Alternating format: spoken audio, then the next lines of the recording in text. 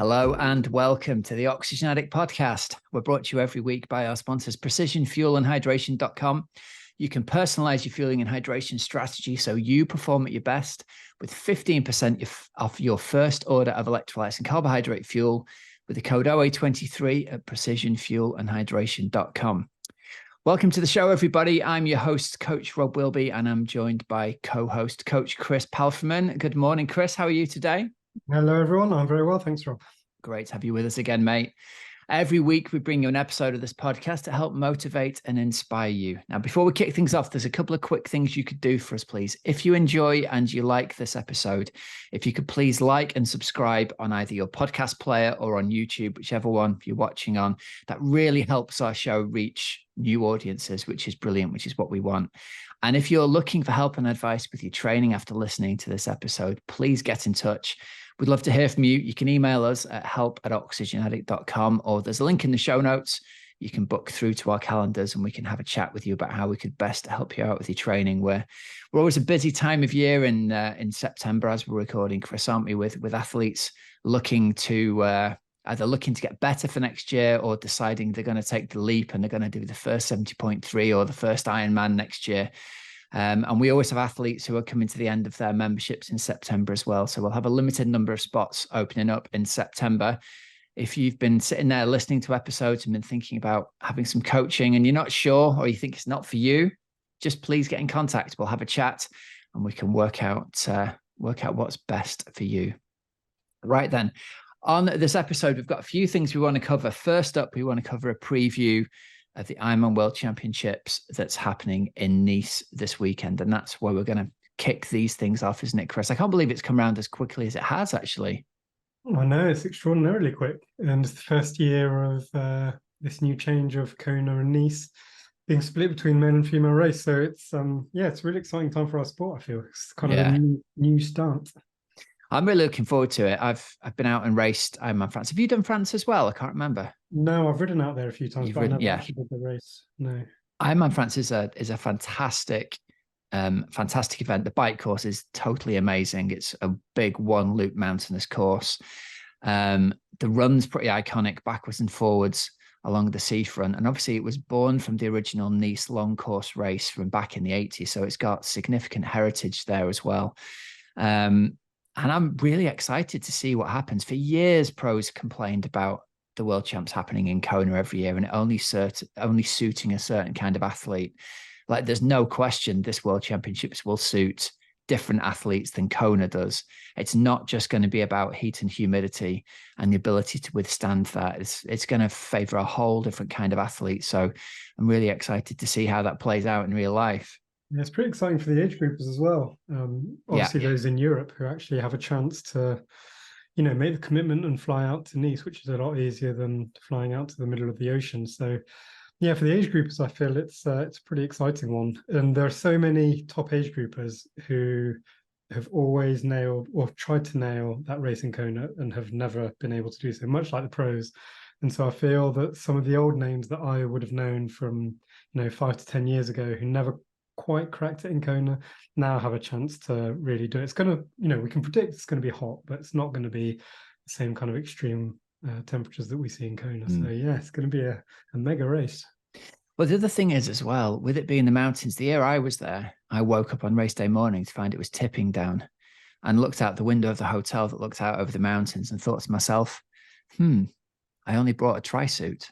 So that was there's always the chance the weather might not play ball. It might not be hot and sunny. It might be a proper brutal mountain day out there. So there's always that element to things as well. I hope they don't get that. I hope, they deserve to see the mountains in the blue sky and the beautiful weather and all of that. But there's always that chance, I think, when you're racing in the mountains that the weather can play a significant part as well. As we've seen in the Vuelta over the last week or so, it's been anything but usual weather patterns, isn't it? And there's always been this conversation of, triathletes don't need disc brakes because we ride flat courses. Well, this could be a course where you're wishing for disc brakes on a rainy day. So that's going to be interesting as well, isn't it? It is, and especially off the back of, the Lionel Sanders incident where he was DQ'd for crossing the centre line at the 70.3 World Champs. I remember from my own point of view thinking, I don't have a choice here. The white line isn't playing a part in my decision. I'm going too fast into this corner. There's lots of blind bends on that descent. And I've read comments from several pros saying, I hope that they don't expect us to stick to a not crossing the white line policy on this. And I think they will, because the road isn't, as far as I know, the road isn't, it's closed, but not guaranteed to be closed, if that makes sense. Like they can't guarantee on a road as long as that no one's pulling out of the driveway. So that's a super hard part of, like I've told this story many times before, a guy hit the barriers and went over the barrier in front of me going into one of the corners, and I braked really hard, didn't make the corner, but stopped without hurting myself. And this guy had gone over the barrier and grabbed it as he went over. And it was just like you go from racing with friends and having a laugh to all of a sudden thinking that guy could have been down a ravine. It could have been, there was a helicopter came down on the road further down the course. It was a serious thing. So yeah, having disc brakes. And so if anyone's listening and they are going to race, like just be safe, get yourself down in one piece. That's the most important takeaway of that course, I think. Yeah, totally. So Rob, who do you, when we're looking at the pro race, obviously we're only looking at male pros this year. It's a slightly different list to one that we'd expect in terms of the Norwegians not being there. So Christian and Gustav are not there for various reasons. Yeah. There are some big hitters. It's still going to be a very competitive race, but I feel that it's a slightly open race and there isn't necessarily a one outstanding athlete that's the one out and out favorite. Or do you disagree with that? I don't know. I think, like in my head, and I don't know whether this is just my head because he's been the guy for so long, but if I see Jan Frodeno on the start line and he's healthy, I'm thinking anyone else has got to take him down. He's been pretty indisputably the man, hasn't he, over the last decade or so. That being said,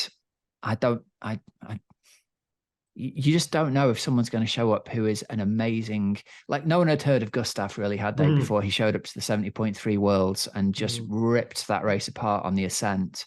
Is someone going to turn up and do the same that's maybe a lesser known name? So I listened to 70.3 Champs just the other week. Might not be a name that we've heard of. And I'm sure the names we expect are going to be in the mix. But when you take out Christian, you take out Gustav, you take out Ali Brownlee, you take out the big sort of Max Newman. Yeah, you also take out the social media stars. You take out Sam Long and you take out Lionel Sanders. Not that I think they perhaps have had a massive effect in the overall result anyway, but they'd have been involved in the race and they'd have been part of somehow the race doesn't feel quite right without them. Do you know what I mean? It's a shame that they're not there. Tim O'Donnell's not there. Ben Hoffman's not there. They're big names over the past few years in the Kona stakes. But then look, who was the guy who won Ironman France this year? How do you pronounce it? Clement Mignon? Yeah. I mean, he had a storming race. I think he ran high 230s. Like that's seriously moving on this course, right? He basically matched Cam Worth on that bike course. Cam Worth, I heard on a podcast the other day talking his chances up. He's there to win. He believes he can win this race. You know he's going to be in shape. You know he's going to be well prepared. So there's him there. There's also Patrick Langer is racing.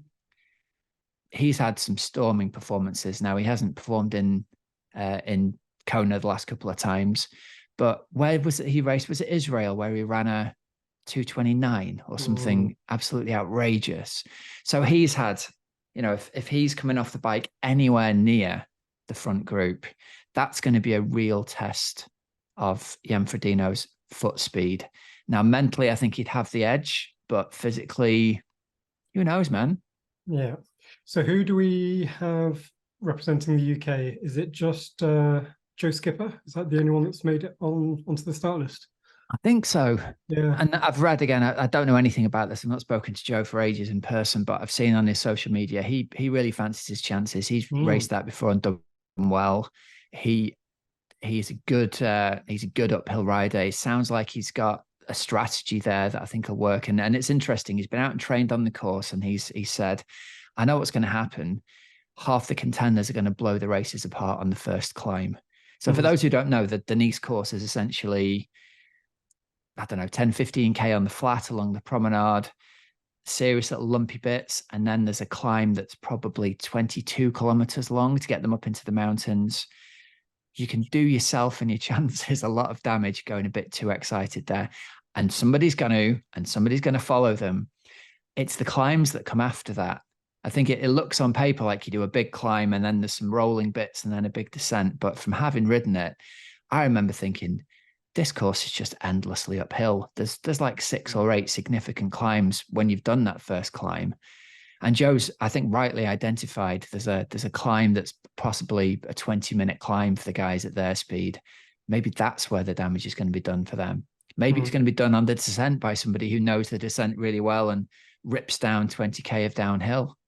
Well, that was going to be a point that I was going to mention, which was that on paper, you'd think, okay, I can power up these climbs knowing that I've got the descent to relax, refresh.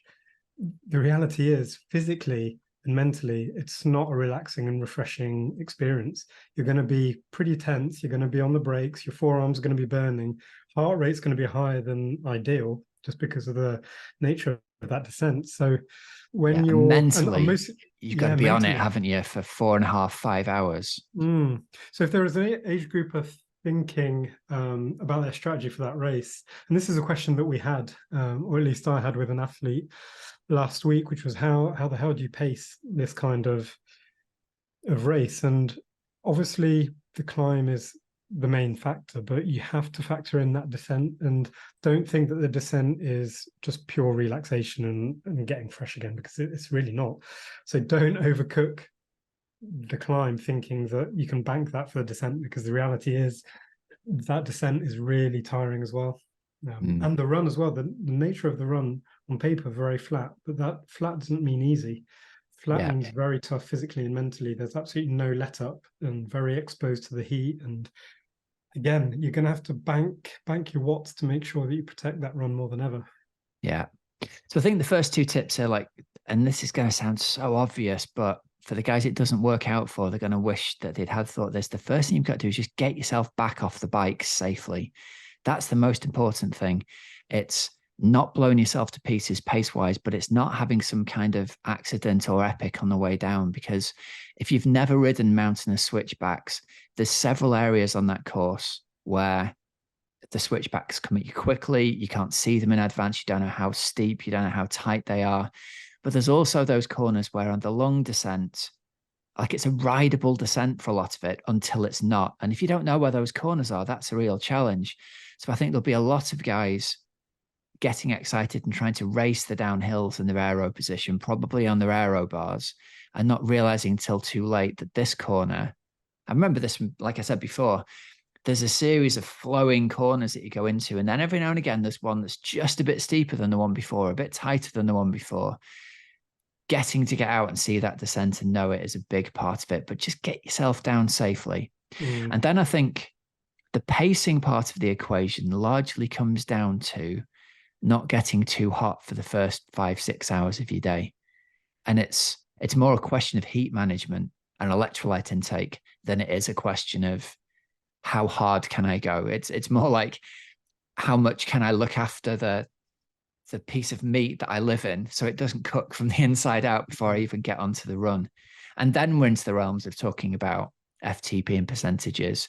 And I think the thing to point out is anybody can ride a hard hour uphill on the bike and convince themselves that they're not riding a hard hour uphill and completely cook their day. And honestly, from experience at that course, they had the year I did it, and I don't know whether it's the same, they had a special needs aid station at the top of that first climb where you could get whatever you put in a bag, but there was nothing else available. So pretty much everybody stopped and got their own bag and moved the bikes to the side of the road, like a huge lay-by essentially.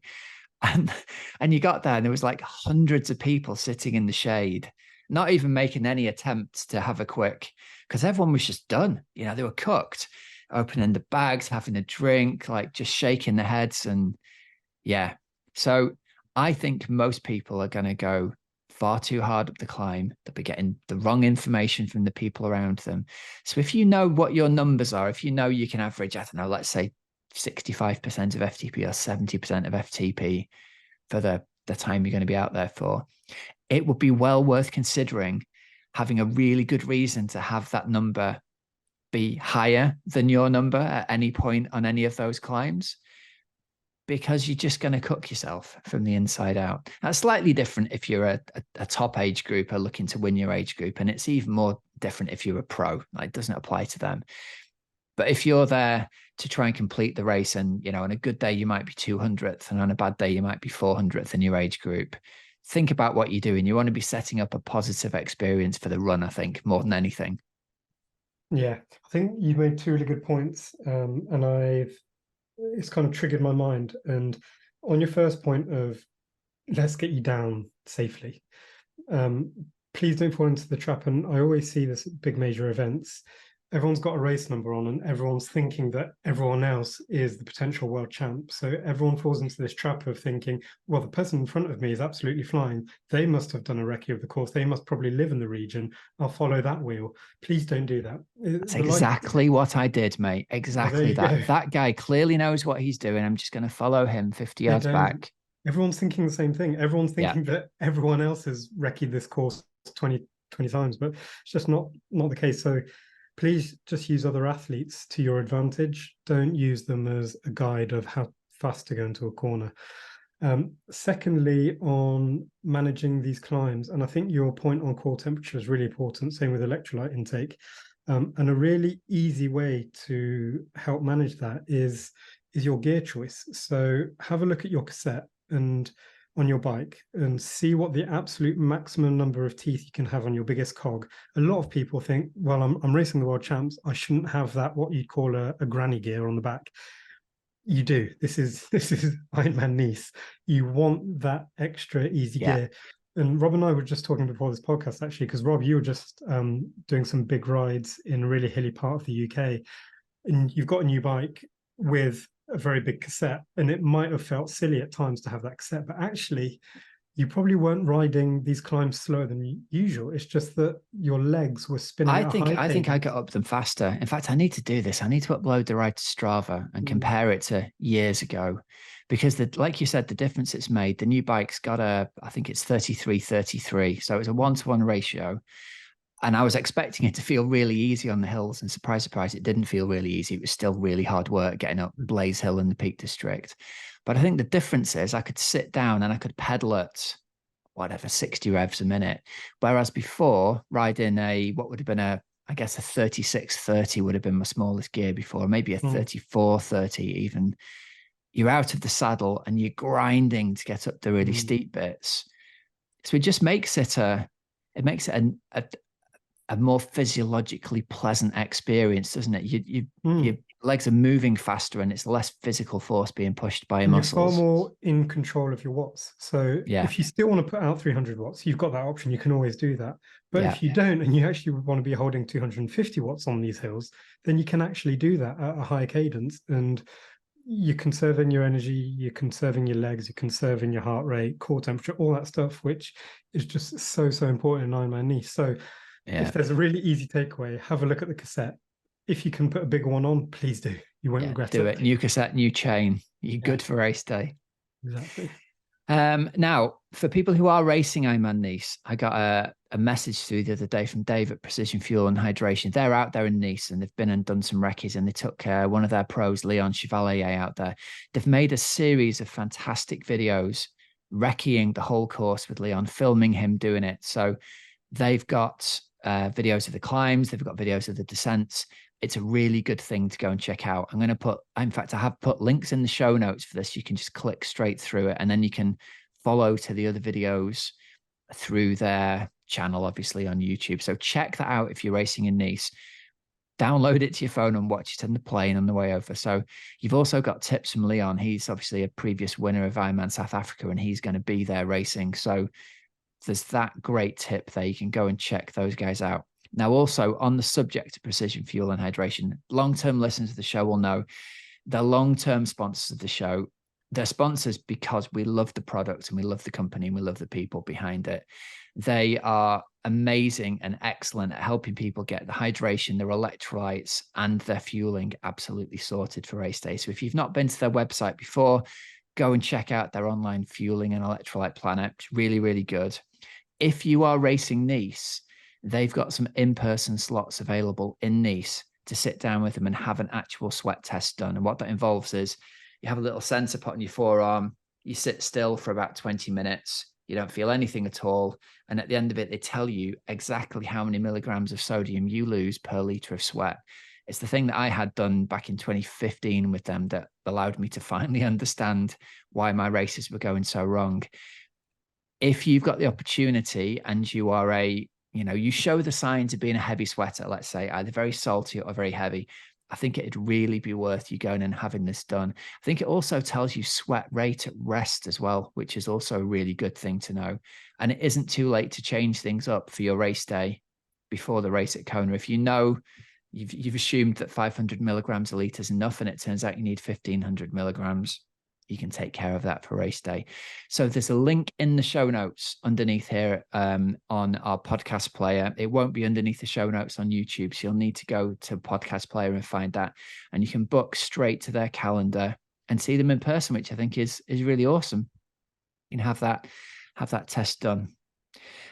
And I just want to, before we wrap up our World Championship slot, I want to give a shout out to the two Team Oxygen Addict athletes we've got racing. We've got Pete and we've got Anders, two very different athletes from very different backgrounds in triathlon. Anders has been chasing his Kona slot. He's been a one-to-one athlete with me for 4 or 5 years now. Managed to bag his slot with an amazing performance earlier this year at Hamburg. Peter is at the opposite end of this. He's really new to triathlon at Ironman, super enthusiastic, and managed to bag himself a slot for the World Champs, and contacted you, didn't you, and say, what should I do? Should I take it? Go, take it. So it's been fantastic to see Pete's sort of super enthusiasm and entry into the sport, and I'm really looking forward to seeing how those guys do on race day.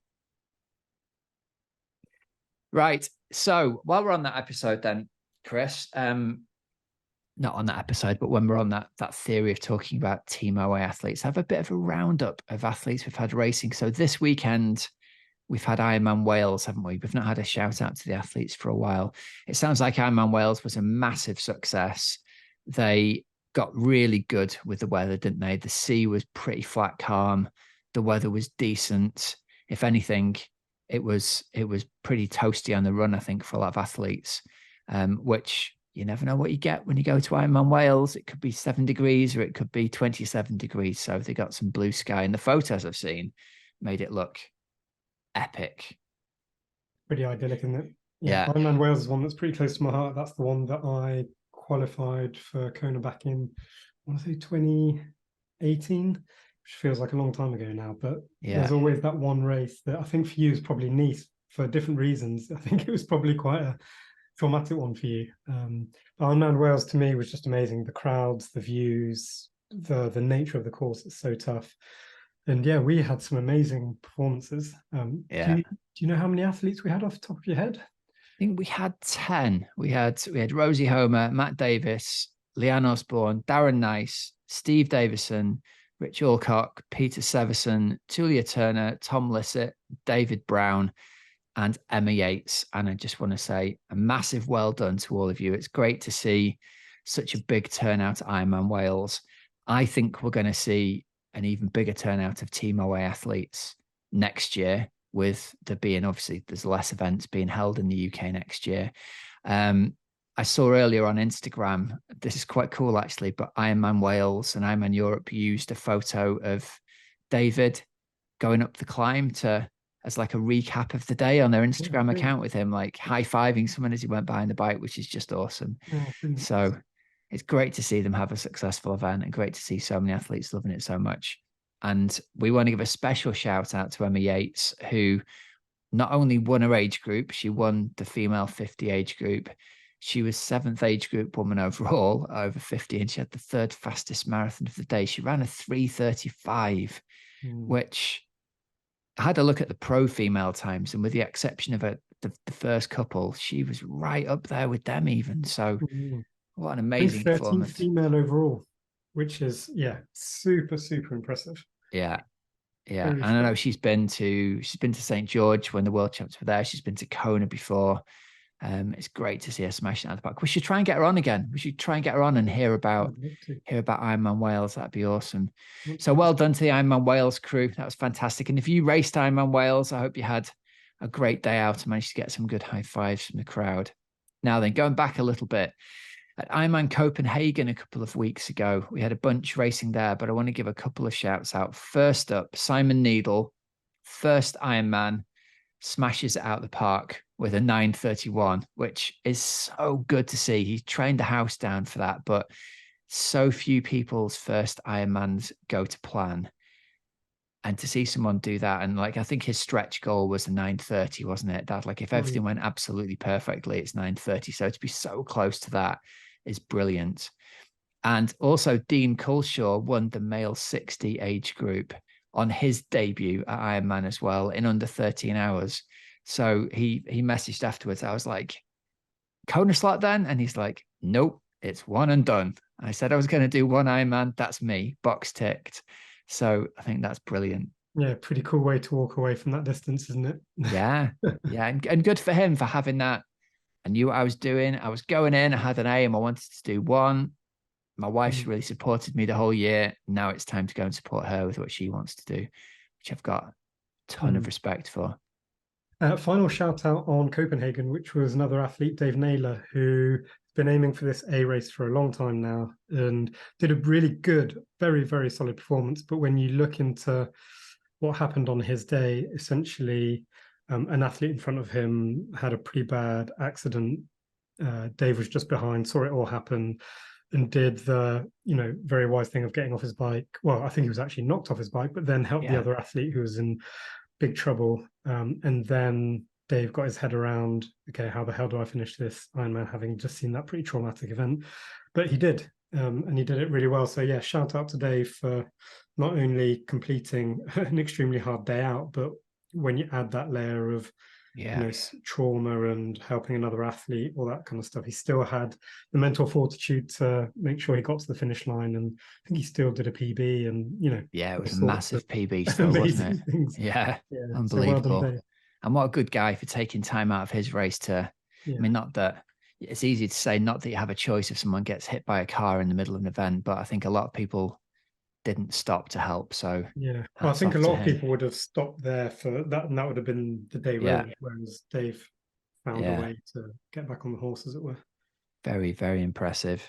A couple of other mentions then. 70.3 World Championships in Finland. We had 3 racing. We had Jenny Graham, Reese Richards, and James Hall. All of them had fantastic races, and they've come back, all of them, haven't they, with tales of what an amazing, great event they put on in Finland. It looks like the run around the running track there, the fact that you got to swim in the pool at the bottom of the ski jump the day before the event, and course was completely beautiful. So it sounds like Finland won a lot of fans and I after that one. You might correct me if I'm wrong, but I've got the feeling that all 3 of those athletes had PBs. I think so. I think I'm right in saying that, which is very impressive to have that A race build or up, at least certainly had individual legs that had PBs in there during it, I think. And then lastly, but by no means least, the ETU Middle Distance Championships were in Menin in Belgium. And I think we had 6 racing there. And again, all of them came back with very different experience, I think, racing in Belgium, with a mostly flat bike course, with lots of backs and forths and ins and outs and dog legs and things off a main street. But they all said that they really enjoyed it. So well done to Carol Matthews, Mike Busher, Steve Davison, Sarah McDonald, and Andrew Morrison. Particularly happy to see Andrew get in there with a great performance after, again, unfortunately, Andrew was hit by a car and had broken vertebrae earlier this year. And luckily he bounced back from it. But obviously getting hit by a car's bad. Hearing you've got broken vertebrae is terrible. And you don't know what's going to happen after that. So to see him come back and race at the very, very highest level was just fantastic. So hats off, Andrew. It's bloody brilliant to see you back fully in the saddle. Some of you may have thought that Rob just made a mistake in reading out Steve Davison's name, because we read it out when we were talking about Ironman Wales. This is correct. He did back-to-back weeks. So he did the ETU Middle Distance Champs, did really well. I think that was a PB off the top of my head, and then had a few days recovery, and then fired it up to down in Tenby, Ironman Wales, and completed it, which is incredibly impressive. So yeah, massive shout out to Steve as well. And what a great way to approach it. I've done my A race. I'm really fit. I just fancy it. I've got the entry. I fancy going and having fun and enjoying it. But whether you feel like you're enjoying it at the time as you're running through the streets of Tenby up those hills. Well, put it this way, I haven't heard from him yet. Oh, Brill. Well done, Steve. That's a pretty hardcore back-to-back week, I think, there. A middle distance and an Ironman within 8 days. That's really cool. Yeah. Right. So we're going to move on then. We're going to have a bit of a coach's couch section today. We sat down and we scratched our heads and we thought, what do athletes need to know as we're recording this in September time, looking forward to next year? So we thought we'd do a quick section, didn't we, on looking forward to next season and having a plan around the way you can work out, you can get what you want to get out of the next season. So we divide this into two chunks. We're going to have a section on people who are still thinking about committing to their first Ironman or the first 70.3 next year. And then a section on athletes who have already done that and they want to focus on performance next year. They want to get faster at Ironman or faster at 70.3. So let's start off with, if you're a person sitting at home who's thinking, I really want to do this next year. I want to do my first 70.3. I want to do my first Ironman next year. And I know there's tons of you out there because we've had loads of emails off you over the past few months saying, I'm not sure. I'm thinking about getting a training plan off you. What do you think about, so here's what we're going to say. If you are in that mindset of, I'm going to commit to doing this thing, do it. Decide you're going to do the race. Decide you're going to do it, but actually enter the race. And that's the thing that's going to make the commitment. Because although I think the days of needing to enter an Ironman or 70.3, the day after that year's event have gone, with the exception of a very small number of events, your brain needs to be committed to that thing by having an entry to it. So I think the first step on this journey is a year's worth of training is enough to get you to your first 70.3 or Ironman. Given that you've got some kind of background in swimming, biking, and running, you can get yourself there in a year. It's up to you if you decide you want to get yourself there. So the first step, I think, has got to be commitment.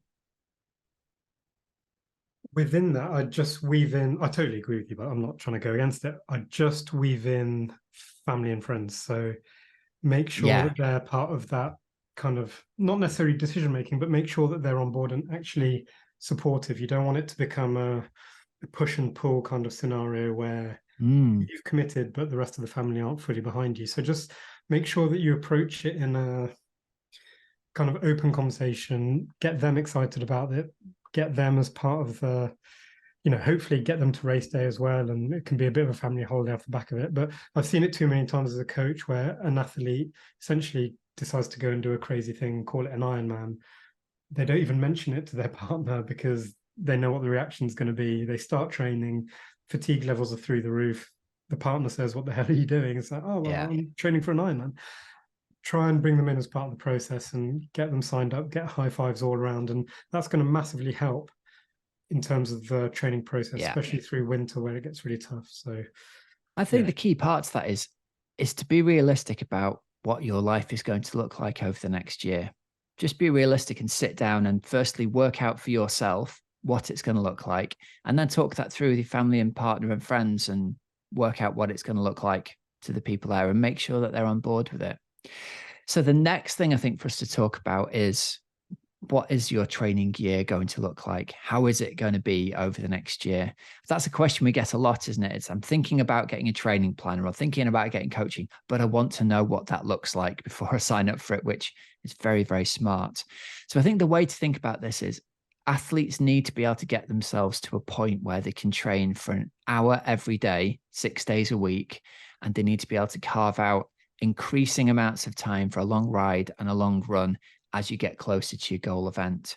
But I think that's a really good starting point to people. If you can build yourself up to the point where you're going to exercise every day and eventually to the point where you can exercise for an hour every day, that's kind of, I'm going to say it's like the minimum requirement for entry. There's no point kidding yourself. You're not going to do this on 3 days a week. It's not going to happen. You've got to be realistic. And it's about deciding that the process is what's important to you rather than the end goal is what's important to you. And what I mean by that is, I don't want to meet any more people the day before an Ironman who say, this is my first triathlon. Why is it your first triathlon? You've had all these opportunities to do other things along the way. Prepare yourself properly and learn what proper preparation looks like before you get started. I've had a few conversations in the past that quite eye-opening. I had another athlete who was aiming for an Ironman, and they signed up, and they've got a busy job, busy family life. And one of his first questions was, I can't get to a pool. I've got this commute to work every day. My pool is in the other direction, 45-minute drive. I just can't make it work. So can I just do my swim on a Saturday? Like, yeah, you can do a swim on a Saturday, but we need 2 other swims ideally during the week. And if that's you and that resonates, then there are plenty of other events that are amazing, but maybe this particular year, an Ironman is not the right way to go. So be kind to yourself and look at the reality of your schedule. Look back over the past 6 months.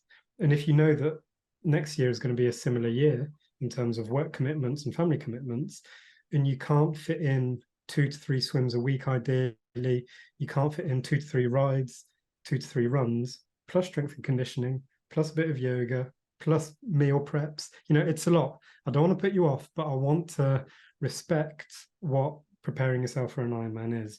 And I'm like you, Rob, I don't really tap the athlete on the back who's done their first Ironman with very little training, no training and no experience. That's not what we want to see as coaches.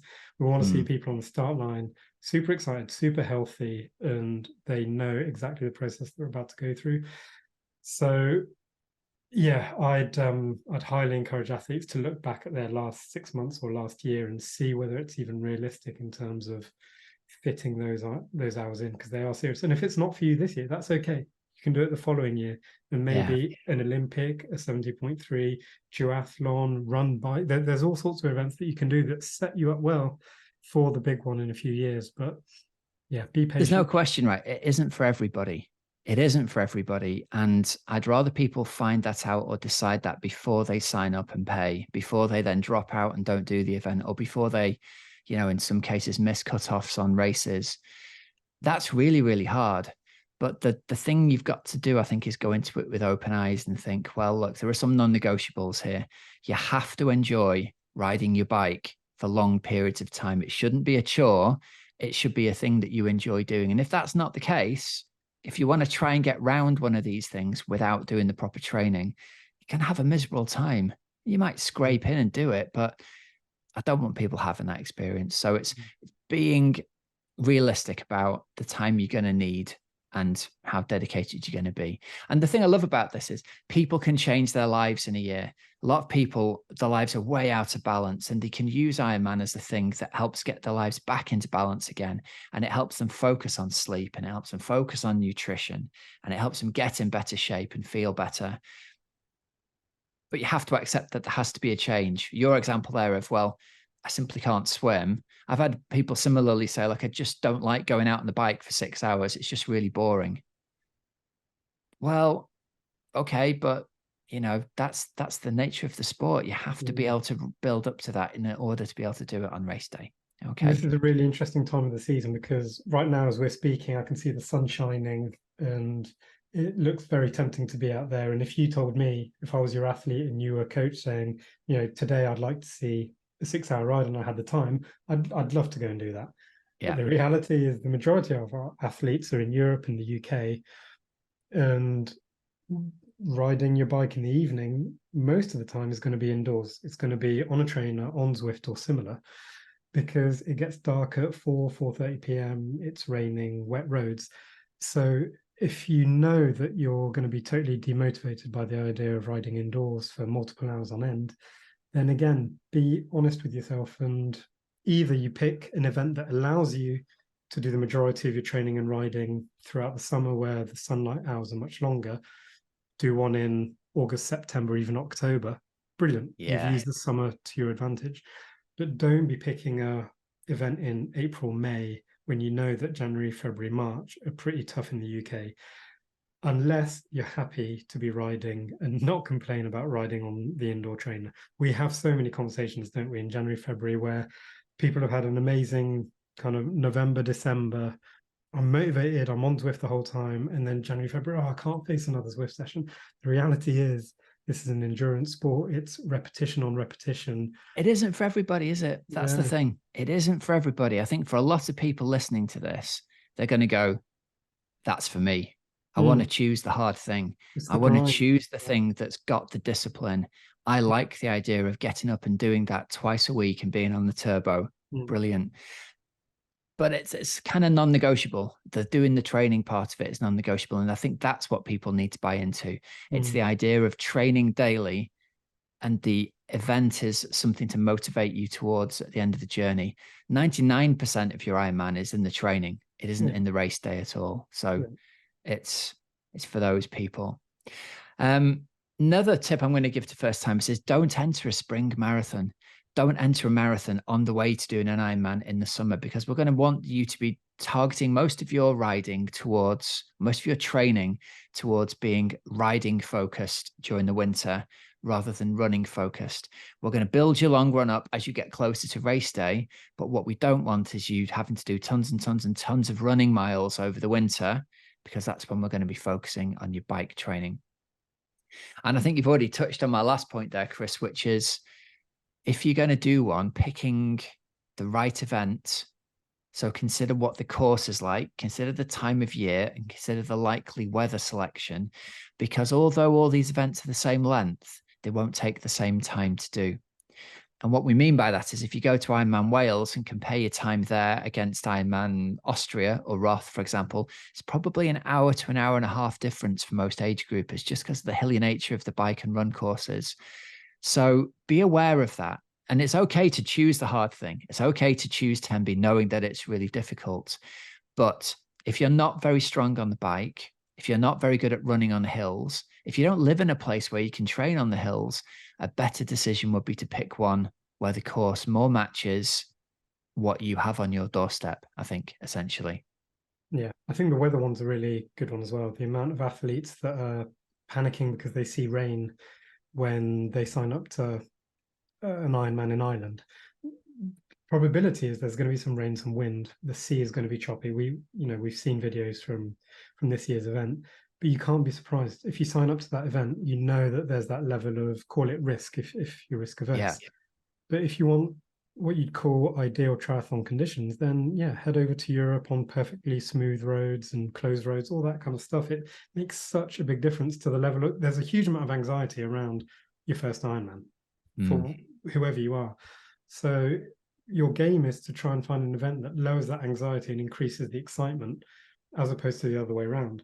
So 100%. Be really wise and take your time. Look at videos, read reports, look at the course profile, look at the past weather. All that stuff makes a massive difference. Yeah. Again, it's worth bringing up, if you're going to race in Europe at one of the races in Roth, Germany, Austria, the chances are it's going to be very, very hot there. And that means that if you're training through the British springtime, you are going to have to think about ways to do some heat acclimation, because it's inevitable it's going to be hot on almost all those races. And it's kind of inevitable it isn't going to be hot in the UK. So match your expectation to what race day is going to be like, I think. All right. So the second group of people we said we were going to talk about, people who've already done their first Ironman or 70.3, or they've already done several of them, and they want to think about, I want to get faster next year. How do I get faster? How do I quantify how much faster I get? What are some of the things that I can do sitting down now in September to plan to be able to go faster next year? And first up, the caveat here is, what I usually hear from an athlete is, I've decided I want to go X minutes faster next year. There's this arbitrary number. I've decided I'm going to do X minutes faster next year. Tell me what I need to do in order to get X minutes faster. And it's a really, really difficult question to answer. We can point people in the direction of things they can think about. And we can even, in some cases, look at the physiological demands of these events and work out what those power increases on the bike might need to look like. But it's a very difficult one to say, yes, we can absolutely do X, Y, or Z to get you that number of minutes faster next year, isn't it? And I'm a big believer, honestly, Chris, athletes make progressions from year to year. Different things move them through different plateaus. And often just sticking with your training for another year is a thing that can move you forwards. Do we know whether that's by 10 minutes over 70.3 or 25? No, we don't know that. The further into your journey, I think you are in the number of years you've done, the less low-hanging fruit is probably left there. But as long as you're still motivated for the journey, I think that's the most important thing. I totally agree. And I think a healthy way to think about this from an athlete's point of view is not necessarily look to go faster, but look in terms of your past 2 or 3 big races and work out at which point you actually got slower. So it's not as if you want your first 2 hours on the bike to be faster. It's actually more that in hour 4 and 5, you got slower. Yeah. And why would that be? Same on the run. Your first 10K of the marathon, you're not looking for that to be faster. It's not a speed. We always say it's not a speed limited event. It's an energy limited event. And so when you're thinking about how can I improve, look for where your drop off is and then try and work out why. A lot of the time, it won't actually be limited to your speed or power at all. It will be limited to the amount of nutrition and hydration that you're actually able to, one, take on, but two, absorb and then put into practice. So I think it's really motivating for an athlete to kind of walk away from the season with a goal such as I'd like to improve my FTP by 10 watts, let's say. I think that's really motivating, especially through the winter months, and that's great. But I'd actually like to see the athlete holistically think about, if I can increase 10 watts during my winter, then does that put me in a position to actually knock down my race day watts by 10 watts? Because I'm physically stronger to be able to hold my watts for longer periods of time. And that's something that athletes don't really like to hear, because they want to see improvements the whole way around. So 10 watts this year, 10 watts the next year. But actually, if you're able to lower your watts on race day, but have them more equal and well distributed for a longer period of time, you're going to get from A to B quicker. Same on the run. We're not looking for you to be going from 8-minute miling for the first 2 hours of the marathon, and then there's usually 8:30 to 9-minute miling for the second half of the run. Actually, if you're able to 8:30 the whole of the run, you would have got from A to B quicker. So again, it's not I'm looking to run faster, I'm looking to run stronger for longer. And I think the key word across all of this is more efficiency. So how do I develop my efficiency in the swim? It's going to be through technique. How am I going to improve my efficiency through the bike? It's going to be through a higher FTP through the winter, but actually on the bike on race day itself, it's going to be more about distributing those watts in a much more wise manner by having less spikes, controlling heart rate and not having a drop off, and being on top of nutrition and hydration. And then same goes on the run. It's not about running faster as per se, it's more about running smoother for longer, maintaining technique, protecting core temperature, protecting heart rate. All of that stuff is going to actually turn you into a quicker athlete. But we don't really like to hear that, because we want to be seeing faster speeds the whole time. But Ironman's not a fast sport, whoever you are. So it's more about conserving that. Yeah, it's a really good point you made there. If you take the 8-minute mile running pace as an example, it doesn't sound particularly fast to most people. But if you can run 8-minute miles at the end of an Ironman and turn out a 3:30 marathon, you are one of the fastest marathons of the day, regardless. People aren't doing that. But if you look on Strava, most age group triathletes are doing the majority of their runs at that pace. So something's not quite right. If everyone's training at, call it 8-minute miling as an arbitrary number, majority of the athletes are out there, I see them pass my window absolutely sprinting, and I know that they're doing an Ironman because I know them. And so how can they be so fast in training and so slow come the last 10K of their marathon? Yeah, there's more to it than just the training, isn't there? Absolutely. Yeah, it's worth considering things like bike position, swim analysis, run analysis, diet, sleep, body composition. Those things are going to play as much of a part in an athlete's Ironman or 70.3, number 2, number 3, number 4, as smashing out the FTP sessions. And that can be a really hard thing to hear, I think. The idea that just trying harder isn't going to make me faster. We've got to be smarter about these things. Yeah. You get that a lot on the bike as well, especially through the winter months when at times motivation can be high because it's early in the season.